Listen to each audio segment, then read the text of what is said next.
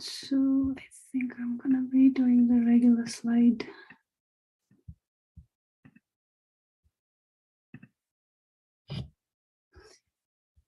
So welcome to the research methodologies class, or whatever you want to call it, session. So I'm so happy to be here, and thanks to Pend Online for giving me this opportunity to talk to you all. So what I'm going to be doing today is I really wanted to kind of like stay on the ball and not really have to go around the research, because you'll be doing a lot of what we are doing today and talking about today. Next week, you're also talking about that with Dr. Pandit. So what I decided to do was I decided to make this kind of like just stay very 101, so that because I don't know which streams you're from, which disciplines you're covering. So I just wanted to have a common minimum where you will think about what research questions are and how to develop research questions. And I have a lot of examples for you to look at, because I know that if you just Google, you'll see so much around that you can read on the subject. So I thought maybe examples and looking at how to develop them and having a few slides on that might help all of you. And the other thing is, when you're developing research questions, it's never a complete process. It's almost like towards the end, you will have to write research questions and submit them to the university, and then they will look at them, and then your supervisor and whoever it is that you're working with, they will go back and forth. But at the same time, while you're working on your research, it's never a complete process. It's an iterative process. So keep that in mind while we're doing this. So the title of today's presentation is Framing Research Questions and Structuring Arguments, but I don't know how far we will get with structuring arguments because we don't have much time. But if you have some pointed questions regarding structuring arguments, just let me know. But I think most of what you're doing, especially when you're talking about research questions and methodology, is also thinking about framing your research and how you are going to get each of the piece in this, the evidence that you're going to get. How is that going to construct what you're trying to tell the world? So that's how we will go today. If you have any questions midway, something, you can just record them in the chat. But I think once we are done, the questions will be towards the end. So my idea is just to finish the presentation because that is all I have to tell you, and then we can talk.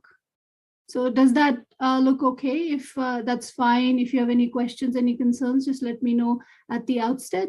If not, some of you can give me a thumbs up. Maybe Anahita can, because I can see their box, and I can also see Mushtaq. So if you can, okay, thank you, Furkan. So let's begin then. So first and foremost, and I think you can easily, we can make this presentation available if you feel that this is helpful. So what is the research question? So main question that you propose to answer, whatever it is that fascinates you. Mostly what I would say is do something that you're passionate about. Don't choose a research for the sake of doing research. And the other thing is that the research question, usually people just think about the topic and they think that this is the easiest part. But trust me, and I'm sure some of you, I saw a few names in here, and I know they're already working on some things, that the research question is the most difficult to capture. Like, what is it that I'm asking? What I'm interested in is okay. Like, you know what you're interested in, but what am I asking? And how can I get to that point where I can ask questions that are relevant? So that's kind of a very difficult trajectory. And I don't mean to daunt you. And by difficult, I say that it's not as if it's impossible, but you do have to make sure that you have enough knowledge about what it is that you're doing, going to be doing. So this is what you have to do first and foremost. Before anything happens, before you think about questions, before you think about evidence, before you think about what my methodology is, before you think about, what kind of study I'm going to do. Is it a qualitative study? Is it a quantitative study? Again, that is going to depend on your discipline. This is the first thing that you have to do. So I had this supervisor back when I was doing my PhD. I told her that I'm working on, of course, on Kashmir, and I'm working on disappearances. I'm working on all sorts of things that kind of were in the mix. And I told her, so what should I read? She said, read everything that is not your topic. I swear to God, which meant that don't read anything around your topic. So she kind of like wanted me to read widely, just go beyond your topic. And sometimes you don't have that kind of time, but make sure that you're reading everything. It's almost like a constellation, like there's something that you're interested in, and then there are things around it. Make sure that you have your literature review, which is also what you're going to be using in your research methodology. But at the same time, even before you have begun, even before you've begun thinking about proposal writing, you should be one person that knows almost all the writers and authors and researchers who have written in that subject. So make sure you read widely. I cannot emphasize this enough. Now, a lot of people are like, there is some academic secrecy around reading, and I just want to tell you that because it's just very kosher. I want to be honest with you. You don't have to read everything, so to speak, but at the same time, you have to make sure that you know most of the things that have been written in your topic or around your topic. And then being a grad student or being a person who is pursuing higher studies, reading is part of your toolkit, so you cannot escape from it. So make sure that you read and also use smart reading skills, because academic papers are written in a certain way. Academic writing, if it's not creatively written, or if it's not from a discipline that is humanities or social sciences, because most of the times they try to write in a more easy and creative manner, academic writing is very repetitive. So learn smart reading skills. And the reason I'm spending so much time on this slide is because without this, you can get to your questions. Without this, you can't really narrow down your topic. You will keep asking people like, how do I develop this? You'll have thousands of conversations. But if you do not sit with yourself every night, every morning, whatever time you have to read, and read widely, I don't think anyone comes to your help. And the other thing I also want to say is, we really look at PhDs and doctorates or higher education as just a means for profession. But I really believe, and I believe for everyone who wants to go into higher education, that you are some sort of seekers. You seek, you want to know more. So don't just treat yourself as someone who is doing something to get to an end. But this knowledge is a process. It's a process of accumulation. It's a process of seeking. So rather than calling yourself a grad student, you can also call yourself a seeker. And that will also help you kind of like relax a little bit and read more widely. So make sure that you're doing that. And then the other thing you also have to remember, while you're trying to look for your topics and what you're going to be doing, that research is not going to be passive reporting. It's not something that you do passively, but it's a search of answers. And these answers are going to be sometimes very original, and sometimes they're going to be just repeating what others have said. So there's no stress. You can also say that, hey, someone has said this, I want to say this again, but in my region. So it can be that also, but it's not just passive reporting, it's very active. So which is why you're looking for these questions. Moving on, now to kind of like get into the nitty-gritty, the technicalities of how we form research questions. And I have some examples for you. Now, before I begin, I don't want to tell you that I just have a wide array of examples. And I tried to develop them in the last 24 hours. So if you notice that some of them are kind of like not really there, that is possible. So we look at them together. So, and the research topics that I've chosen and the examples that I've given, they kind of like a vast spectrum, so that you have an idea of how to do this. So first and foremost, when you form a research question, you have to have a topic at that particular moment. You have to know what you're working on. You have to have a fair idea of what the research looks like in that topic. What kind of, as I said, you by then have read so widely that you're almost an expert of the literature review. You are an expert in knowing what has been published thus far. You only haven't gone as far as to research it yourself. Then the other thing that you have to remember and do is that you have to narrow your focus and narrow your topic down. It has to be completely something that's doable. One can look at it and know that this is doable and how we can get to that point. So once that happens, so in your mind, you actually have a title now. And it can change, but for the first round, you really need to kind of like narrow it down. And then what do?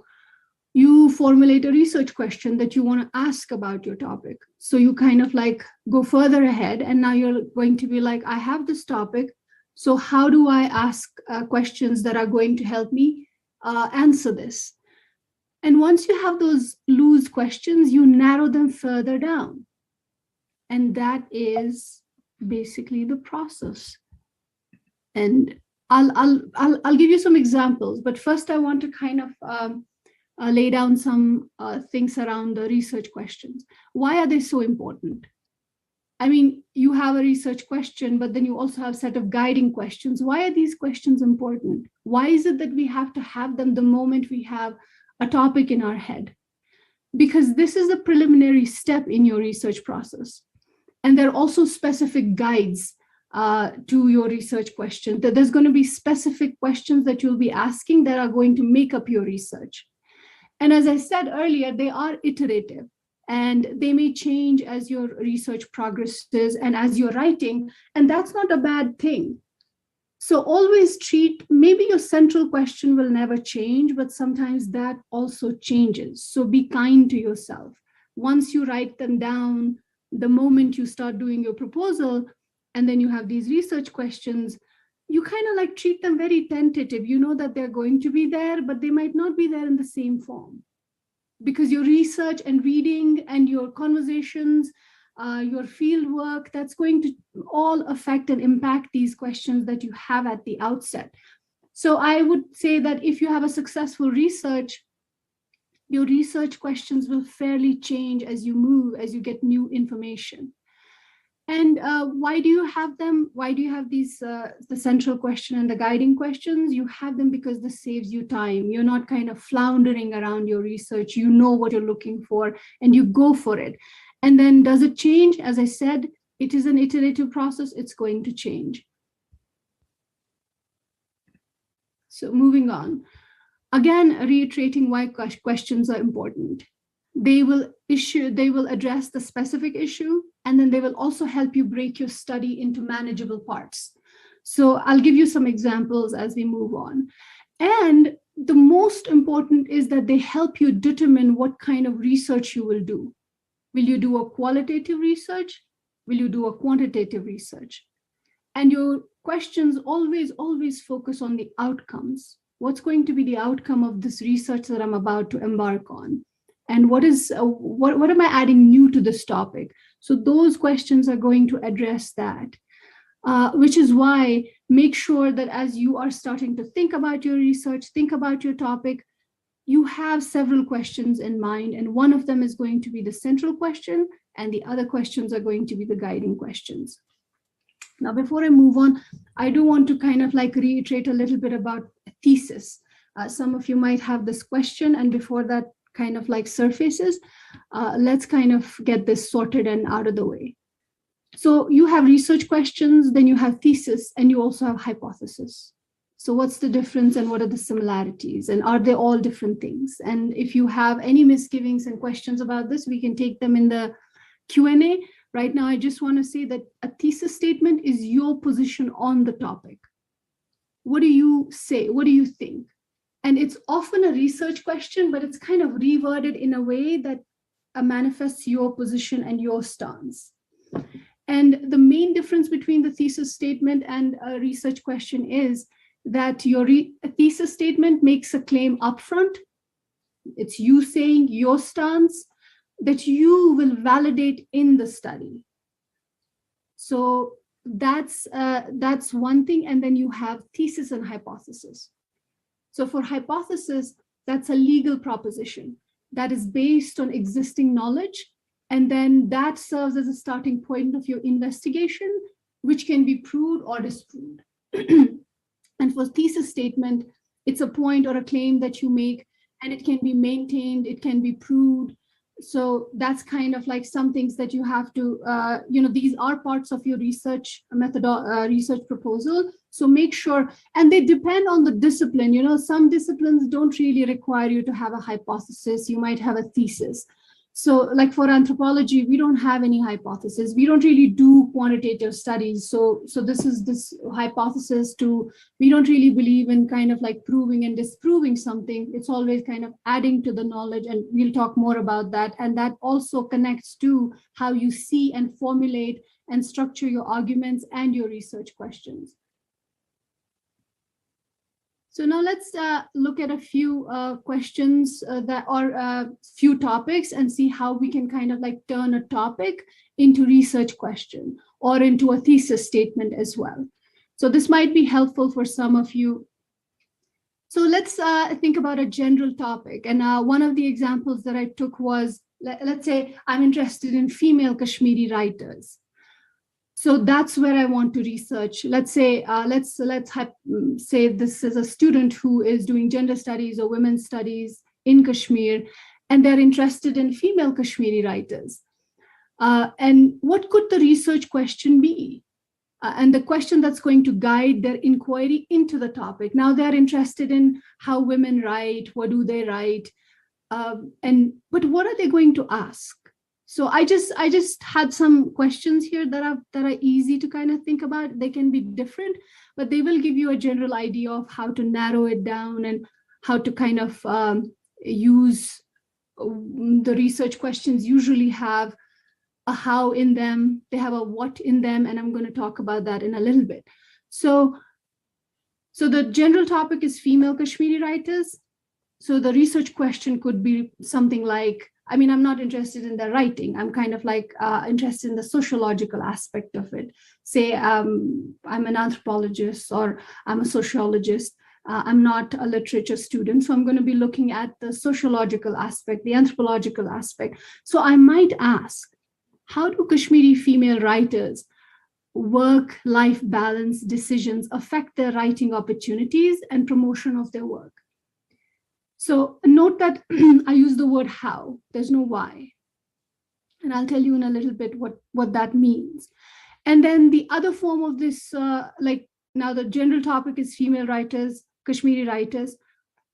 What, not how, but what impact do work-life balance decisions have on opportunities for writing and promoting their work?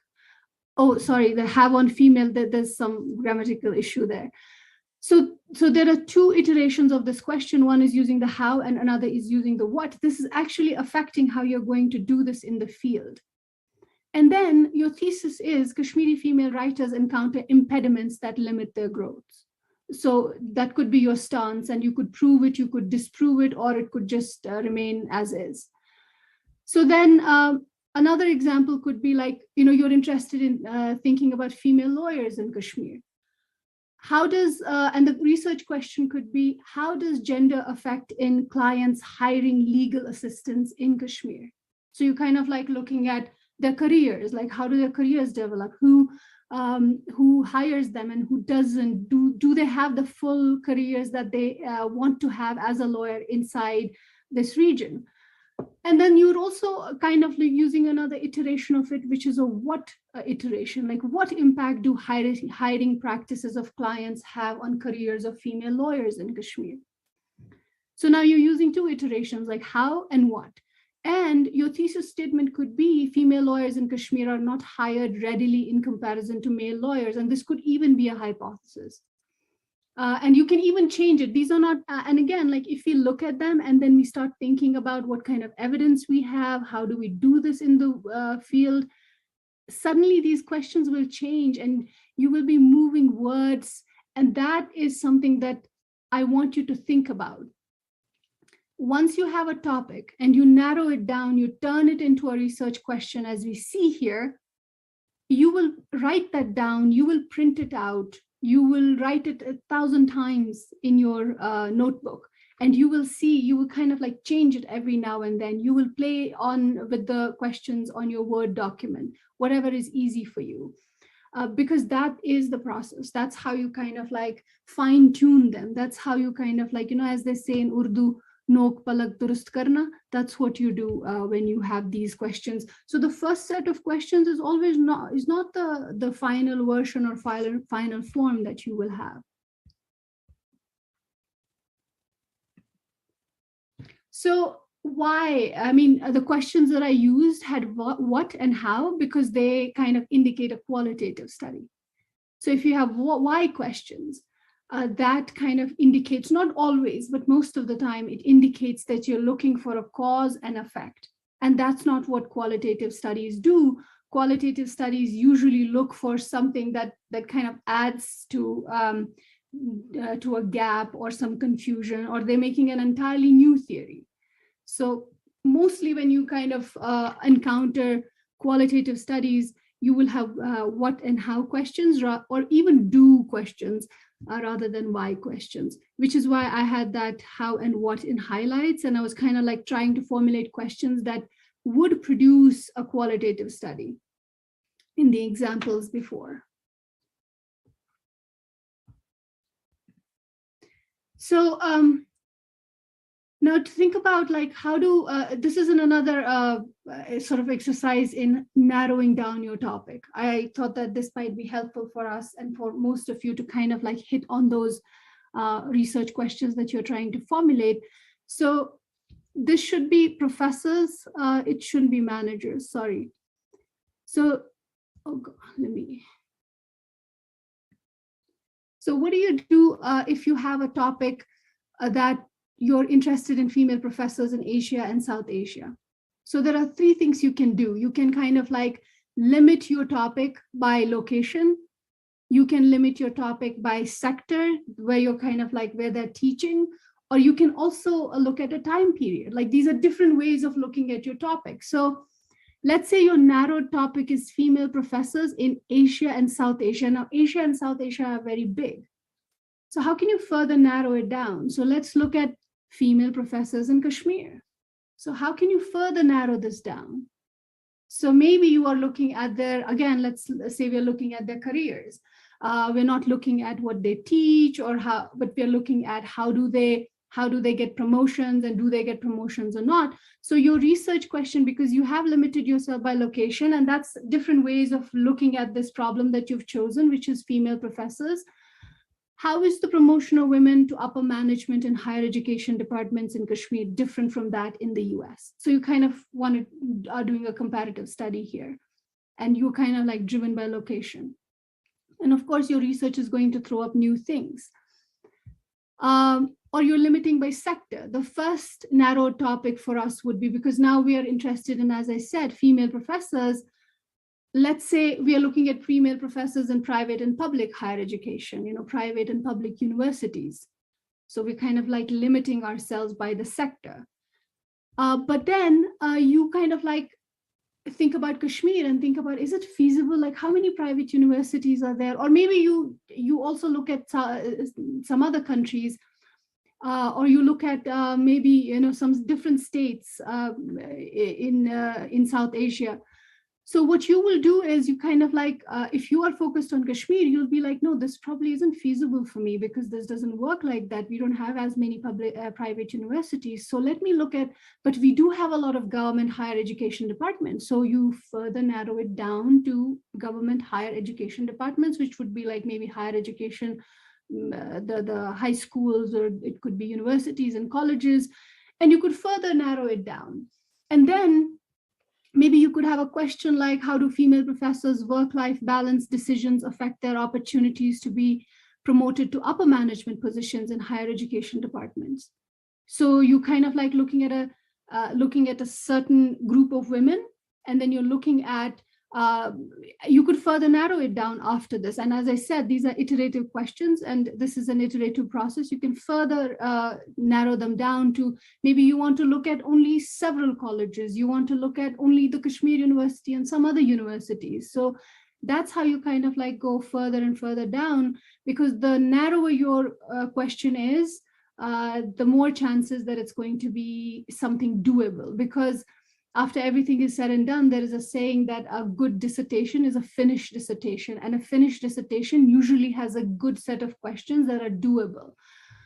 So then you can also think about how to narrow your topic down by thinking about time period, like female professors in the 20th century. But again, that's very broad. What are you looking at? Who are these people? And which zone of the world is this? Maybe you will look at female professors in the 1990s in Kashmir, or maybe you are choosing some other regions as well. I mean, they can all overlap. You don't have to be location, sector, period. They can all even overlap to make your topic and to make those research questions available to you. So then you can kind of like have a research question thinking about female professors in the 1990s. Now it's kind of it's just the 1990s. So you're looking at a specific time period. You can have n number of colleges or higher education departments in it, whatever is available to you. And then probably you can look at promotional opportunities and job experiences of female professors. How do they differ from male professors in mid 1990s? It should be 1990s. There are several typos here. I'm sorry about that. But I'll give you a clean version of the presentation. So that's how you kind of like narrow down. And this is also like you just produced your first question. These are the research question here on the slide. This is how you kind of like are narrowing down. And then you have your first central guiding question. Now, is this a final question? We don't know. Is this going to be what you end up with? Maybe, some people do stay with their first question that they asked. But if this changes, if you kind of like are doing different changes in words, and you're changing the do, the them, you're changing all sorts of things like, do I want to have a comparison between female professors and male professors? It all depends on what you're finding in the field. And that's how you kind of, it's a participatory process. You're hearing things from the field and they're affecting your questions. So you keep changing them.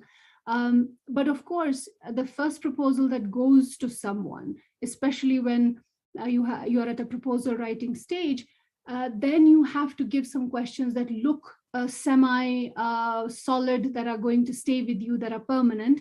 But everyone who's reading your proposal knows that these will change. So the checklist for your questions are, is it an open-ended question?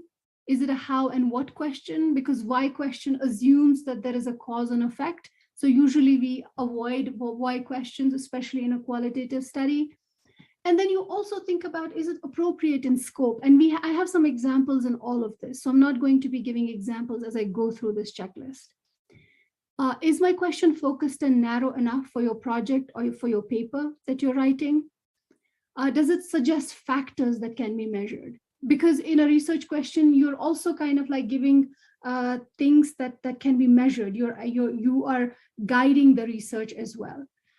So make sure that some of your questions do mention or do kind of like manifest that these are factors that are influencing what you're trying to find. Is it relevant to my audience? That's one thing you have to ask yourself, like, who's the audience to my research? That also helps you narrow down in what you're doing. Is answering the question manageable? Can I find and access enough documents, statistics, or persons to provide information to develop and support my ideas? This is the most important. Like, if some people are trying to find, let's say they're doing something in history, and they want to have this archive, which probably is classified and they can't get to it, that is going to be an impediment. You have to think like that as well, that is this doable, whatever I'm choosing to do? Am I going to get the resources? Are there going to be people who are going to be talking to me? And again, I have some ideas regarding this. Is the topic of interest to me? And this is important. Like, you don't want to be doing something that someone wants you to do. You want to be doing something that totally interests you, because trust me, it's more than it's a bigger commitment than if you were to get married to someone, because this is 24/7 that you're living with, and this is going to follow the rest of your life. So make sure that you're choosing something that you love, that you're passionate about. I usually don't like models, but maybe this checklist is called the Finer model, given by Brian Hulley, but this is not a qualitative, we don't use this in qualitative studies, but I thought that as you are in a research proposal writing stage, this might help you in fine tuning your questions. I won't go through all of them because they kind of, I don't want to kind of read everything here, but I'll just quickly give you a rundown. Is my question feasible? Am I going to be able to examine, collect, and answer these questions? Is there data available? Are they interested? Are these questions interesting to people who are going to be reading in this discipline? Because first and foremost, when you produce research in academia, you have to know that your fellow academics will be interested in reading this, because you have to get jobs, especially if you're thinking about outside Kashmir. You know, you have to get a job. You have to know that it's research that's going to answer something that's a topic that's fascinating and that's new, and you're bringing some new knowledge to the table. And then also novel. Again, it kind of is sort of an iteration that, are you bringing some new insights into the field, or are you confirming existing research? That is also because people are looking for that kind of knowledge. So is it novel? And is it ethical? Are you doing, you have to make sure that you're not going into populations that are vulnerable, populations who have been taken advantage of. So, and your university, wherever you get your admissions, whether in Kashmir or in South Asia or outside, they're going to make sure that you're doing research that is not impeding the vulnerable communities, probably most of you might work with. And are you following all the rules? Are these questions, they shouldn't be intruding into people's lives and changing them for worse. So you have to make sure that your research questions are ethical. And as you're writing those questions, ask this finer model of your question. And then relevant. Is it relevant to the discipline that you're working within? And of course, like, relevancy is also to do with, is it bringing any change to the society? So these are some of the things that you want to keep in mind as you are developing your research questions. So now we kind of like try to do some of the things that we did with the other ones, but this is how to improve your research question. And it might kind of like seem a little repetitive, but it's not. I promise you, this is doing something different, where we are kind of like taking a question that's too broad, where we're kind of like giving an overview. So if you have a problem, and then, so the problem is that this question is too broad. And what's the example of a broad question? What's the history of novel writing? What are you going to do with this question? Is this doable? If you kind of like apply the finer model to this, or if you just ask a very common question to this, how am I going to do this? Like, what history of novel? Is this based in UK? Is this based in US? Where is this even coming from? Like, what's the region? What's the what kind of novel are we looking at? So it is too broad. And maybe the second example of a very, very broad research question would be, how does lack of gender sensitivity in an organization affect the general workplace? Again, this is like, where are we working? Oh, how am I going to get answer to this? What is the location? What is the time? What is the place?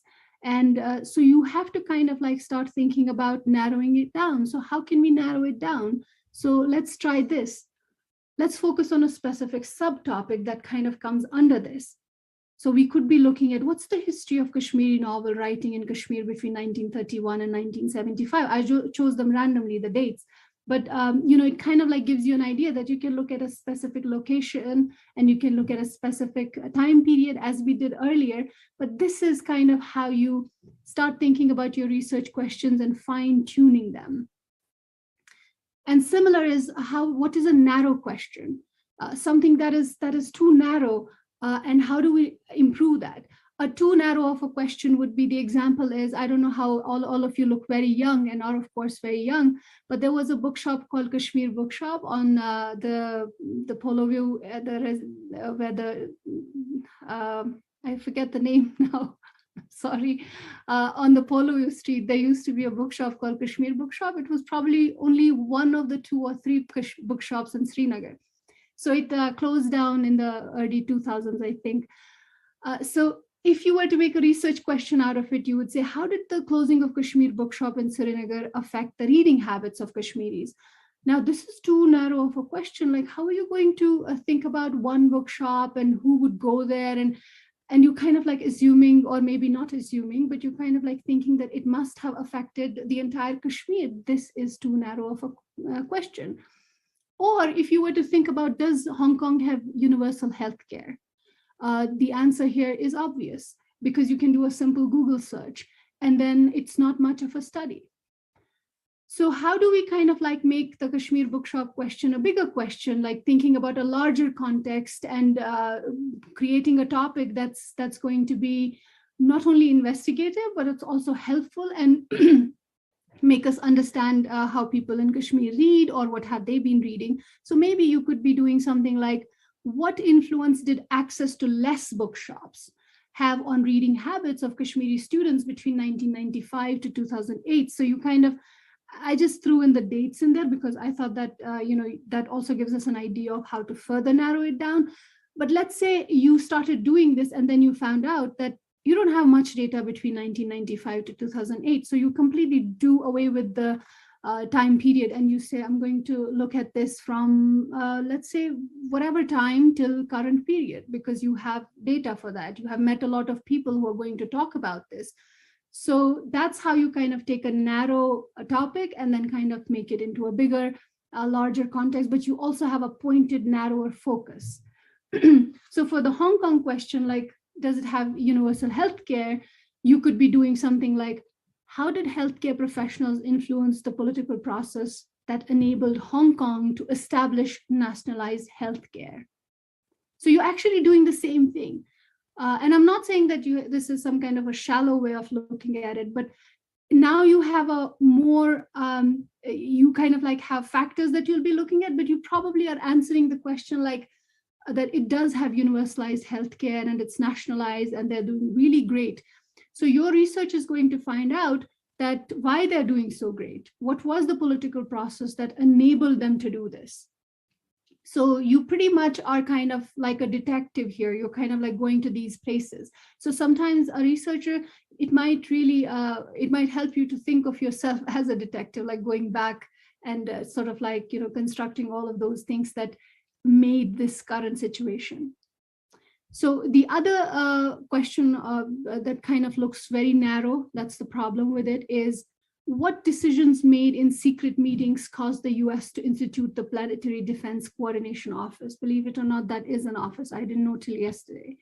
So how are you going to find this information from secret meetings? I don't think this is possible. So if you're also looking for some archives that are classified, so that's going to be a question that is probably not doable. So your research committee is going to say, how are you going to do this? That's going to be the first impediment, not even getting to the archives.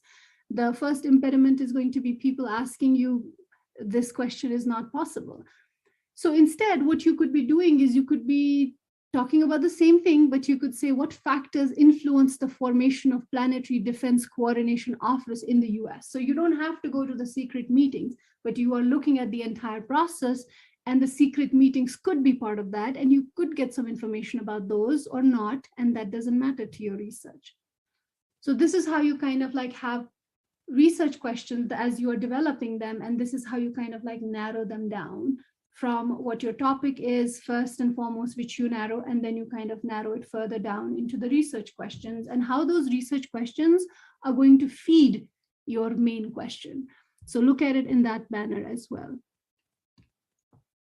Tosif, am I going over? I have several more slides. Do you think this is too much? No, that's absolutely all right. You can take your time, maybe another 10 minutes, and then we'll let it open for the questions and answers. Okay.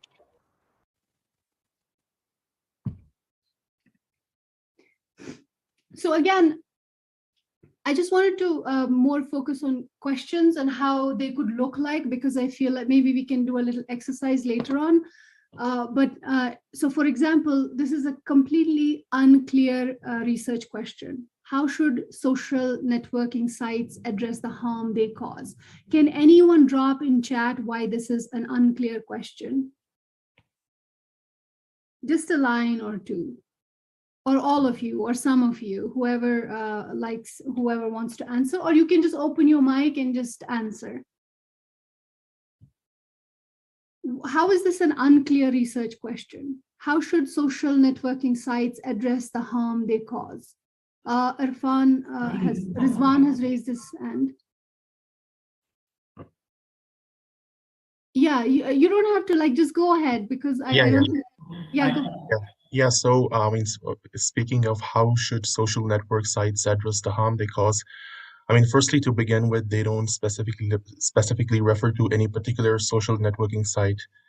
Be it Facebook, Twitter, or Instagram. And secondly, what kinds of harms? Is it mental? Is it physical? Is it something to do with terrorism? Or, that's how.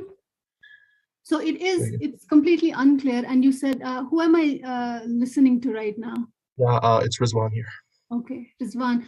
So I think you're right you exactly said what's clear and unclear with this. It doesn't specify the social networking site or what kind of harm, and it also assumes harm because again, this is somewhat of a why situation that where you're kind of thinking about something that is happening. So it hasn't been proven or disproven yet or accepted. So the easiest to clarify this would be we would specify the sites. We would also change the question a little bit, and what actions should social networking sites, even if you believe that they're causing harm, or you have data that kind of says that there's a lot of harm, so you want to explore that. So you would say, what action should social networking sites like Facebook and Instagram take to protect users' personal information and privacy? And so a strong research question should never leave room for ambiguity or interpretation. It should be upfront. Everything that you're saying should be upfront. So this is an example of an unclear question and how to clarify it. And then an unfocused question. Again, sorry, Professor, can I just say a word actually? Yes. I think there is also it's a very normative question, I suppose. So it cannot be, it would depend, I think, on maybe different societies will answer it differently. So that way, I think this this question is not a research question, to my knowledge actually. Because of course, it can further be narrowed down, definitely. But here it's kind of this question, that the way this question is shaped here, it's actually looking at only Facebook and Instagram. It's not looking at the people. This question, as it was the unclear, because it says only what action should social networking sites take. So it's focusing on the networking site. So it's kind of saved itself from the societies because it's only looking at the sites. But of course, societies will be a part of it, but not part of your main question. So you're right in saying that. But the way this question is worded and the focus of the question becomes the social networking sites. So that's how you kind of try to corral yourself to a narrower topic. So example, unfocused question. What is the effect of environment on the environment from global warming? So I won't ask you because I think it's pretty obvious. It's broad and it can't be adequately answered because what are we talking about? So the focused would be what is the most significant effect of glacial melting on Hulley Glacier, which is already melting in Kashmir. So now you have a specific effect of global warming, which is glacial melting, a specific place, which is Kashmir, and a specific landform that is affected, which is the glacier, the Hulley Glacier. So it also requires you to take a stance on this as a researcher, because you have to, because this is affecting something, so you will kind of also have a thesis around it. So whenever you have a doubt about what you're doing, make sure that you are crafting your questions that are very narrow, very focused, very doable. And your professors and your mentors, your supervisors, your committee members, they will all be interested in doable research. They want you to enter the university and they want you to leave the university. Trust me, no one wants you to be there forever. And these questions will help you. So again, simple and complex questions. This is too simple. Like, how are doctors addressing diabetes in Kashmir? You can sit and do a simple Google search and you can produce maybe a 50-page paper on this by only doing Google research. So how do we kind of like complicate it, but at the same time, have some information for people that's going to be usable, that's going to be something new that you're offering the field. So the simple version, which is how are they treating the diabetes, it can be quickly answered. There's no room for analysis. You just have to, because as I said earlier, it's not passive reporting. You're not doing passive reporting as researchers. You're bringing something to the table. So maybe we could kind of like change it to what main environmental, behavioral, and genetic factors predict whether Kashmiris will develop diabetes, and how can these commonalities be used to aid the medical community in prevention of the disease. So now this is adequately and appropriately complex, where you're kind of like talking about all these factors, which means that you have to go out and, dirty your feet in the field and get more information about this. And then you're going to produce a thought-provoking research, which requires investigation and significant evaluation from your side.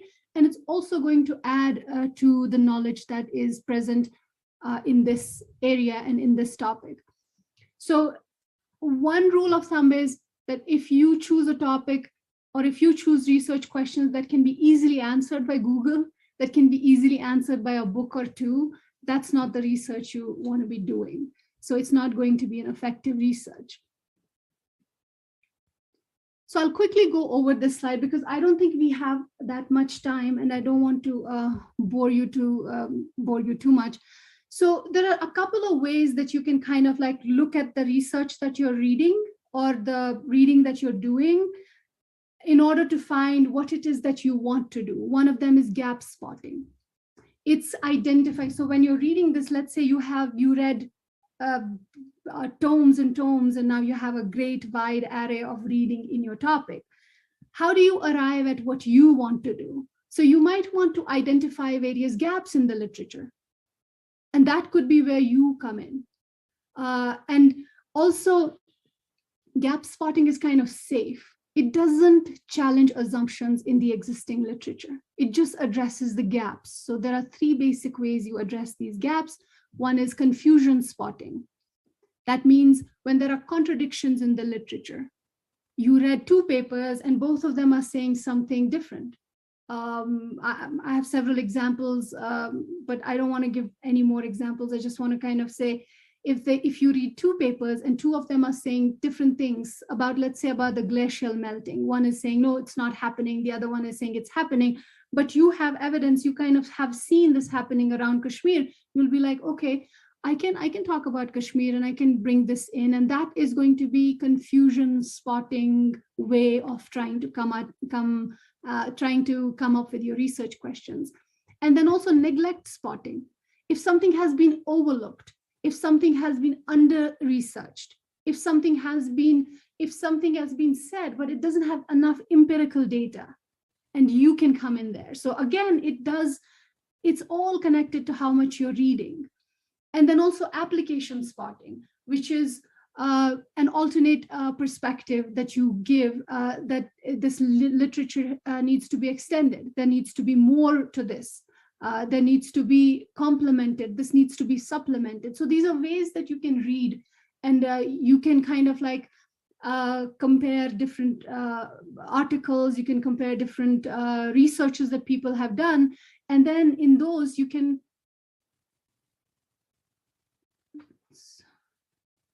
I hope, Tausif, are you calling me? No, I'm not. Okay, I don't know. I get a call from my end. Okay, so no, I just wanted to make sure that it's not anyone from here, but because there's a phone number that No, you're good. Okay, so these are different ways that you can arrive at narrowing your topic and also then fine-tuning your research questions. And it can be a combination of all of this. The other one that I really want to talk about is problematizing. Problematizing is something that brings something fresh to the table, brings new research to the table, brings new theories to the table, and it does something very important. It challenges the assumption. So in gap spotting, you're not really challenging the assumptions. You're kind of like looking at different research and saying, oh, this is a research that's been done, I can add to it, and you can criticize them, critique them, you can bring something new to the table. But in problematization, you're actually taking cudgels with the research. You're very skeptical. You know how some grad students, they are not skeptical at all, and some are very skeptical? It's kind of that different situation where some look at research and they want to add to it and everything is good. But problematization is going to be, it's not just simple bringing something new to the table, but you're actively critiquing what has already been written. So one of the ways that you can describe it is that how and to what extent it might be possible to think differently instead of what is already known.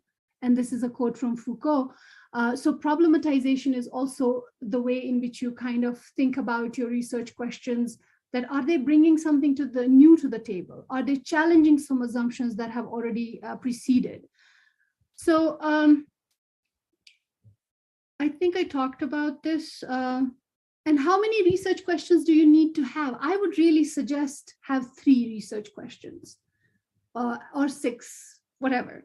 But the basis is 3 to 6, minimum and maximum, not more than 6. Then it's going to be too much for you. That's not doable. And 6 is too much already. I mean, for me, I feel like I had maybe 1 or 2 questions. But for some, you might have 1 guiding essential question, and then others, like 3 could be your guiding questions and 1 central question. But they should all be linked, and they should all be answering your main question. They should all be feeding your main question. That's how you look at it. So I just tried to come up with these. I don't know how good they are. Again, as I said, they can be improved. So maybe your central question is, these are 2 central questions. How does gender affect in clients hiring legal assistance in Kashmir? And the other question is, which is also a central question, what impact do hiring practices of clients have on careers of female lawyers in Kashmir? See, these are, in a way, these are both iterations of the same problem, like female lawyers in Kashmir. So these could be your main questions. These are the iterations of the same problem, but in a how and what format. And your guiding questions would be, like, how do I answer this main question? What kind of data do I need to answer this? So you kind of like draw a flow chart in which your main question is, like, how does gender affect in clients hiring legal assistance in Kashmir? And then the guiding questions would be, how do clients find out about which lawyers to approach?